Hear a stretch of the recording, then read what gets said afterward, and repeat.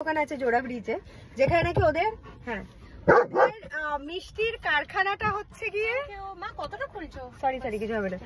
ওদের মিষ্টির সিম্বা সব মুন্ডু আটকে গেছে।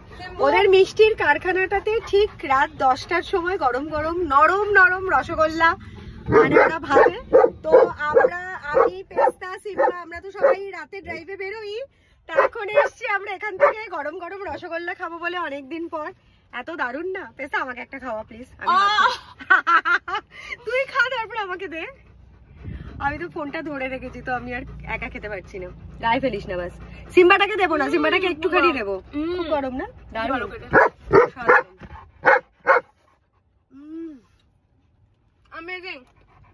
এদের শেষ এত জায়গার রসগোল্লা, এত ভালো ভালো মিষ্টি বড় বড় দোকানে খেয়েছে, বাট আমি আজীবন অনেক বছর ধরে এখানে এরকম প্রয়াস পেস্তাকে নিয়েও আসতাম ছোটবেলায়। এদের এই কারখানাটা থেকে ঠিক রাত 10টার সময় নরম সফট তুলতুলে রসগোল্লা হয়, মাত্র 10 টাকা করে পিস, ছোট্ট ছোট্ট। হ্যাঁ, কপা কাপ, মানে আমি এট এ টাইম 10টা 20টা খেয়ে নিতে পারি।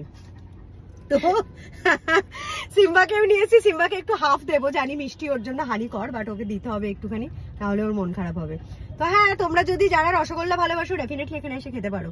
ঠিক 10টার সময় একদম গরম রসগোল্লা নামে।